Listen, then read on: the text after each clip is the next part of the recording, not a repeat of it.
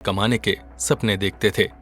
ऐसे में हीराचंदानी trust group के मेंबर्स ये अच्छे से जानते थे कि पैसों की कितनी अहमियत है।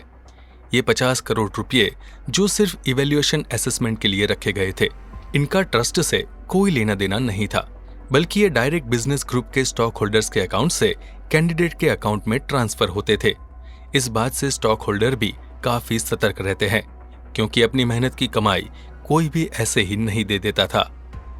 हीराचंदानी ग्रुप इस ट्रेडिशन को सालों से निभाते आ रहा था और अब तक इसकी बदौलत काफी माहिर लीडर्स को चुना गया था। हीराचंदानी के फाउंडर हर्ष हीराचंदानी ने जब अपने वारिस को चुना था तो उन्होंने कोई भी इवैल्यूएशन नहीं किया था, जिसकी वजह से हीराचंदानी ग्रुप को काफी नुकसान उठाना पड़ा था। इसके बाद हीराचंदानी ग्रुप ने डिसाइड किया कि सिर्फ अपनी फैमिली तक ही बिजनेस को सीमित नहीं रखेंगे, बल्कि इस बिजनेस में वो स्टॉक होल्डर्स की मदद लेंगे जो उनके बिजनेस में इन्वेस्ट करेंगे और साथ ही साथ ये भी डिसाइड करेंगे कि हीराचंदानी ग्रुप का लीडर किसको बनाया जाए। ऐसा नहीं था कि सिर्फ हीराचंदानी परिवार से ही किसी मेंबर को लीडर चुना जाएगा, लेकिन पहली प्रेफरेंस परिवार के सदस्यों को मिलती थी। इसके बाद अगर कोई काबिल आदमी नहीं मिलता तो स्टॉक होल्डर आपस में डिस्कस करके किसी दूसरे इंसान को लीडर बनाते थे। पिछली 5 जनरेशन से हीराचंदानी परिवार के सदस्य को ही लीडर चुना जा रहा था, क्योंकि उनके अंदर वो सभी क्वालिटीज थी जो कि एक लीडर में होनी चाहिए। स्टॉक होल्डर्स, जिन्हें हीराचंदानी ग्रुप का कर्ता धर्ता भी कहा जाता था, तो आखिरी फैसला उन्हीं का होता था कि किसे लीडर बनाया जाएगा। ये पूरी प्रोसेस पूरी तरह से ट्रांसपेरेंट और डेमोक्रेटिक तरीके से होती थी, ताकि किसी को भी इससे प्रॉब्लम ना हो और आगे चलकर कोई ये ना कह सके कि लीडर को गलत तरीके से चुना गया है। हीराचंदानी ग्रुप में हर चीज ट्रेडिशन के ऊपर डिपेंड करती थी और सदियों से चले आ रहे अपने ट्रेडिशन को बरकरार रखने के लिए हीराचंदानी ग्रुप के बोर्ड ऑफ मेंबर्स बहुत मेहनत करते थे। हीराचंदानी ग्रुप के इतिहास में कभी ऐसा नहीं हुआ कि उनके किसी ट्रेडिशन को बदला गया हो या फिर उसमें कोई मॉडिफिकेशन किया गया हो। जैसा पहले होता था आज भी वैसा ही होता है। ध्रुव के पिता हीराचंदानी ग्रुप के ट्रेडिशंस को बहुत अच्छे से जानते थे, इसलिए उन्होंने अपनी वसीयत में अपने बेटे को एक्नॉलेज किया ताकि उनके बेटे को भी लीडर बनने का मौका दिया जाए। लीडर बनना बहुत रिस्पॉन्सिबिलिटी का काम था, क्योंकि हीराचंदानी फैमिली के हर मेंबर को वैसे भी बहुत खतरा होता था। उनके पैसे ही उनके लिए सबसे बड़ा खतरा थे। दुनिया में ऐसे बहुत से लोग थे जो पावरफुल फैमिलीज के मेंबर्स को किडनैप करके अपनी मांगे पूरी करवाना चाहते थे। ऐसे काम अक्सर राइवल्स और ऐसे बिजनेसमैन करवाते थे जिनकी डील्स कभी टूट गई हो या जिन्हें बिजनेस में काफी नुकसान उठाना पड़ा हो। ध्रुव ने ऑफिस जाने के लिए एक बहाना सोच लिया था, अपनी मां को बताने के लिए। उसने अपनी मां को बताया था कि अब वो एक इंटर्नशिप कर रहा है और उसके लिए उसे कभी कभी ऑफिस जाना पड़ता है। उसके इस झूठ की वजह से उसकी मां को उसके घर पर ना रहने पर भी कोई प्रॉब्लम नहीं होती थी। उस दिन सुबह से लगातार शिवानी के फोन आ रहे थे। जितना नर्वस ध्रुव था उससे कहीं ज्यादा नर्वस शिवानी थी। शिवानी ने उसे बताया था कि आज वो कुछ फॉर्मल पहने, ध्रुव टी शर्ट और जींस में ग्रुप के सामने प्रेजेंटेशन ना दे। ध्रुव को यह बात बड़ी अजीब लगी, लेकिन शिवानी के इंसिस्ट करने पर वो अपने एक पुराने सूट को पहनकर तैयार हो गया। अपने बेटे को सूट बूट में तैयार होते देख उसकी मां ने उससे पूछा, आज कहीं पार्टी है क्या?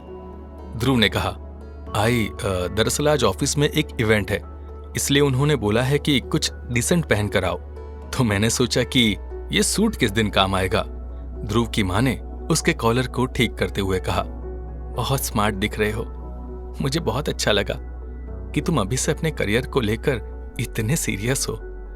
मां की तारीफ सुनकर ध्रुव खुश हो गया। ध्रुव ने अपनी मां को बताया कि आज कुछ लोगों के सामने उसे प्रेजेंटेशन भी देना है। मां ने उसे कुछ टिप्स दिए जो उनके हिसाब से जरूरी थे।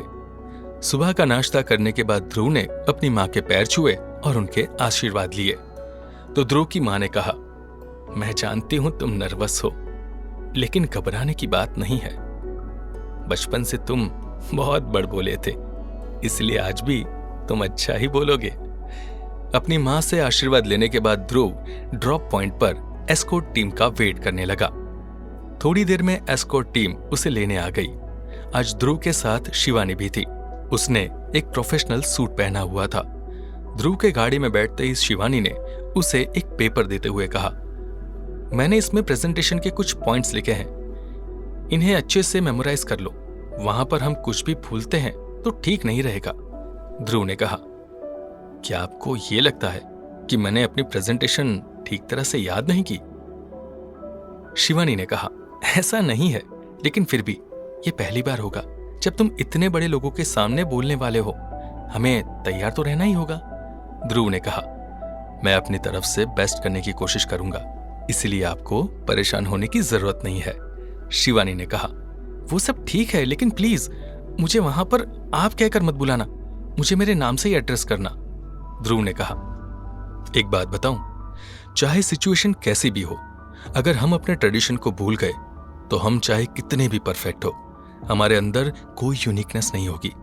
हीरा चंदानी ग्रुप अपने ट्रेडिशंस को जानता है और उसी तरह मुझे भी अपने ट्रेडिशंस को फॉलो करना होगा।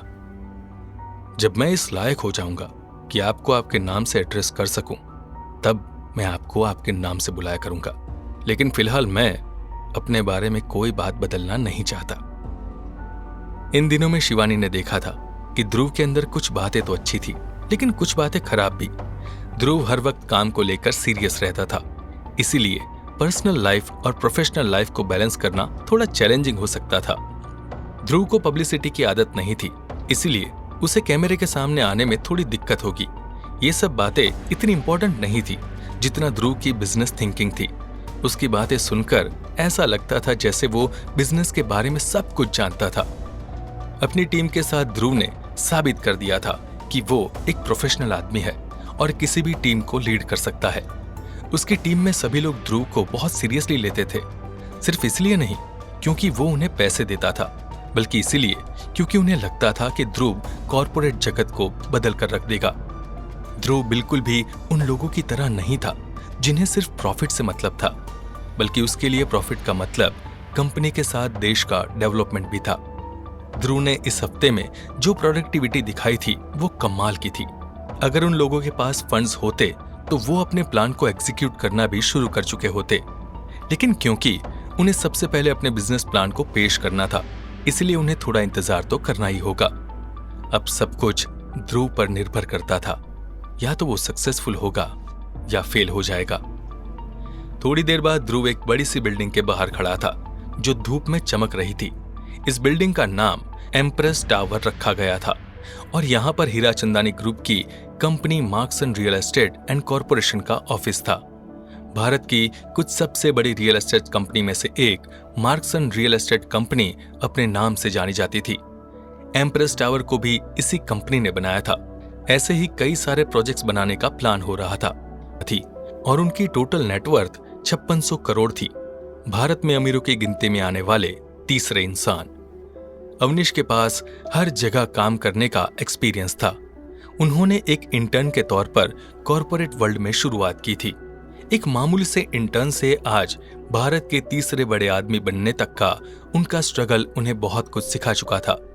अवनीश कपूर हीरा चंदानी ग्रुप के बोर्ड मेंबर्स में से एक थे और उनकी कही बात को कोई भी टाल नहीं सकता था, यहां तक कि हीरा चंदानी परिवार का कोई सदस्य भी नहीं।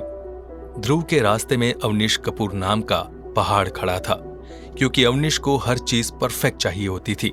उन्हें कन्विंस करना नामुमकिन था, क्योंकि उन्हें हर चीज में इम्परफेक्शन नापसंद था। इसके अलावा वो हर किसी को एक तरह से ट्रीट करते थे, चाहे उनके सामने लीडर ही क्यों ना हो। उन्हें किसी से भी अपनी झूठी बढ़ाई करवाना बिल्कुल पसंद नहीं था और जो कोई भी ऐसा करने की कोशिश करता था उसे कंपनी से निकाल दिया जाता था। इतने बड़े आदमी को इम्प्रेस करना, वो भी सिर्फ एक प्रेजेंटेशन देकर, सच में एक बड़ा टास्क था। शिवानी ने ध्रुव को समझाते हुए कहा, ध्रुव, कुछ भी हो जाए ओवर स्मार्ट बनने की कोशिश मत करना, और अगर गलती हो जाए तो उसे वहीं के वहीं एडमिट कर लेना। अवनीश सर को गुस्सा बहुत जल्दी आता है और झूठ बोलने वालों से उन्हें सख्त नफरत है। क्या ध्रुव अपने पहले टास्क को कंप्लीट करने में कामयाब होगा? क्या ध्रुव अपने से ज्यादा एक्सपीरियंस लोगों के सामने प्रेजेंटेशन दे पाएगा? और सबसे जरूरी, क्या उसका बिजनेस प्लान बिजनेस ग्रुप को पसंद आएगा, या फिर अवनीश कपूर ध्रुव के आइडिया को रिजेक्ट कर देंगे। जानने के लिए सुनते रहिए